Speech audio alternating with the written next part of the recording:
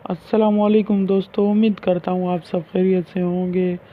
आज मैं आपके लिए यूनिवर्सल स्टेबलाइज़र के बारे में एक वीडियो लेकर आया हूँ जो कि मेरा एक दोस्त मेरे पास ले आया था। और ये किसी टाइम ऑन हो जाता था और किसी टाइम ऑफ हो जाता था। इसका कोई पता नहीं चलता था क्यों ऑन हो रहा है और क्यों ऑफ हो रहा है। और ये ऐसा लगता था कि कोई स्पार्क कर रहा है या इसका कोई ब्रेकर ख़राब है या इसकी तार ख़राब है या कोई भी ऐसा मसला है। ऐसा महसूस होता था। तो इसका मसला मैं हल करूँगा और आपको दिखाऊँगा कि इसमें क्या क्या मसला होता है और आपको बताऊँगा और आपसे बातें शेयर करूँगा। तो सबसे पहले ये कहना चाहता हूँ कि हमारे चैनल को सब्सक्राइब करें और बेल आइकन को प्रेस करें और आखिर तक देखें वीडियो को, लाइक करें, कमेंट करें और जितना भी दोस्तों में हो सके आप शेयर करें। दोस्तों, शेयर करने से ये होगा कि बहुत से दोस्तों की हौसला अफजाई होगी और बहुत से दोस्त इस वीडियो को देखकर हो सकता है बहुत से दोस्तों के स्टेबलाइज़र में ये फ़ॉल्ट हो और वो इस फॉल्ट को देखकर आसानी से हल कर सकें। क्योंकि ये फ़ॉल्ट यूनिवर्सल में ज़्यादातर आते रहते हैं और इस फॉल्ट पर किसी की नज़र नहीं पड़ती, क्योंकि बहुत से दोस्त इसको ये समझते हैं कि इसका ब्रेकर ख़राब है या बहुत से दोस्त कहते हैं कि जो इसका मेन तार की लीड जो होती है वो ख़राब है। क्योंकि बहुत से दोस्त ऐसा समझते हैं कि सर्किट पर उनका ध्यान कम ही जाता है और सर्किट बिल्कुल साफ़ होती है, इसमें कोई भी फॉल्ट नज़र नहीं आता। क्योंकि जब तक इसको चेक ना किया जाए तब तक इसके फॉल्ट का पता नहीं चलता। और मैं सब दोस्तों को ये कहना चाहता हूँ कि जिन दोस्तों को ये फ़ॉल्ट मालूमात है उनके लिए तो ये फ़ॉल्ट कुछ भी नहीं है, लेकिन जो जो दोस्त नए हैं और नए मेरे चैनल पर आए हैं उनके लिए, जो नए नए ये फ़ॉल्ट देख रहे हैं उनके लिए तो ये फ़ॉल्ट बहुत बड़ा फ़ॉल्ट होगा और इसको हल करना उनके लिए बहुत खुशकिस्मती होगी। तो दोस्तों, चलिए वीडियो को आगे बढ़ाते हैं। जैसा कि दोस्तों ये देख रहे हैं, इसका मेन रिले होता है जिस पर ब्रेकर की तार इनपुट होती है। ये मैं इनपुट कर रहा हूँ और जो दूसरा पॉइंट था CN वाला उस पर सीरियस तार से मैं स्पार्क कर रहा हूँ और वो स्पार्क कर रहा है, काम कर रहा है। और यहाँ पर जहाँ पर ब्रेकर से तार क्रॉस होकर इनपुट होती है वहाँ पर ये काम नहीं कर रही। जब मैं सीरियस तार इस पर लगा रहा हूँ तो बिल्कुल ऑफ है और दूसरे पॉइंट पर जब लगा रहा हूँ तो ये ऑन हो रहा है। आप सीरियस जो लाइट का जो शो देख रहे हैं आप, उसकी रोशनी आप बखूबी देख सकते हैं। अभी ये बिल्कुल ऑन नहीं हो रहा और अभी आप देख रहे हैं कि ये ऑन हो रहा है और यहाँ पर भी ये ऑन हो रहा है। इसकी लाइट आप बखूबी देख सकते हैं कि ये ऑन हो रहा है। तो ज़्यादातर इसका मसला ये रिले का आता है और जिस हिसाब से मैं चेक कर रहा हूँ आप भी इस हिसाब से चेक कर सकते हैं। और इसको चेक करना आसान भी है और मुश्किल भी है। आसान इसलिए कि जिसको ये काम आता है उसके लिए तो बेहद आसान है, और जो नए नए मेरे भाई ये काम सीख रहे हैं उनके लिए तो बेहद मुश्किल है। क्योंकि यूनिवर्सल का काम कम ही लोग करते हैं, यूनिवर्सल का काम ज़्यादा लोग नहीं करते।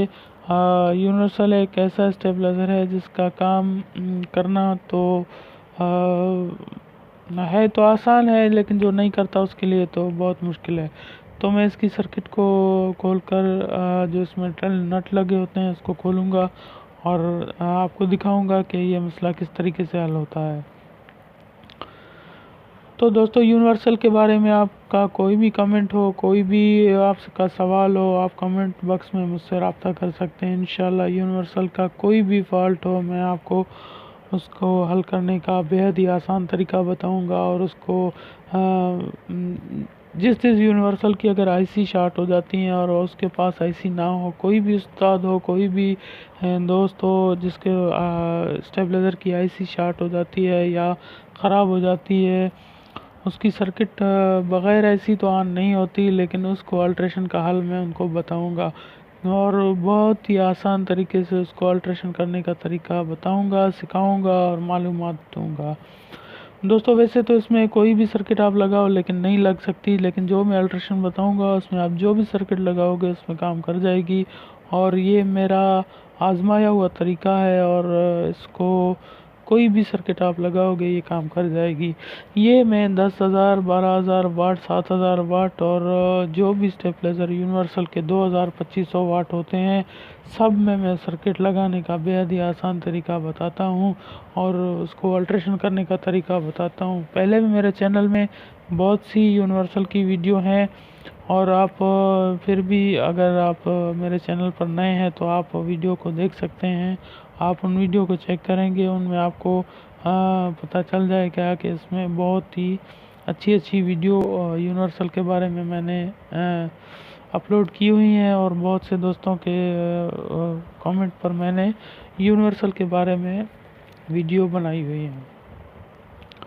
तो दोस्तों कोई भी स्टेबलाइज़र के बारे में कोई भी मसला हो आप मुझसे कमेंट बॉक्स में रब्ता कर सकते हैं और मैं उस कमेंट का जवाब भी दूंगा और उसके मसले का हल करने की कोशिश करूंगा। मुझे बेहद खुशी होती है जब कोई दोस्त मुझसे कमेंट में रब्ता करता है और कोई भी दोस्त मुझसे कमेंट में रब्ता करके उस फॉल्ट को हल करता है, मुझे बेहद खुशी होती है। तो दोस्तों जैसा कि आप देख रहे हैं मैं इस रिले को निकाल रहा हूं और रिले को निकालने के बाद आपको चेक कराऊंगा कि ये रिले ख़राब है या नहीं है। इसको चेक करने का बहुत ही आसान तरीका है। आप इसके एक साइड को थोड़ा सा कट लगा कर आप चेक कर सकते हैं। अगर ये रिले ख़राब है तो आप इसकी जगह पर दूसरा लगा दें, अगर ये ख़राब नहीं है तो आप इसी को वापस लगा सकते हैं। तो दोस्तों इसका ये साइड है, इससे पॉइंट बिल्कुल नज़र आते हैं। जैसा कि आप देख रहे हैं इसके पॉइंट बिल्कुल ख़राब हो गए हैं और बिल्कुल इसमें कार्बन आ गया है। स्पार्क करने की वजह से ये रिले ख़राब हो गया है और मैं इसका चेंज करूँगा इस रिले को। इंशाल्लाह चेंज करने के बाद ही इसका फ़ॉल्ट हम देखेंगे। अगर इसका फ़ॉल्ट और कोई फ़ॉल्ट है वो भी हल करेंगे। अगर ये फ़ॉल्ट था जो स्पार्क कर रहा था तो वो इसी रिले से निकल जाएगा।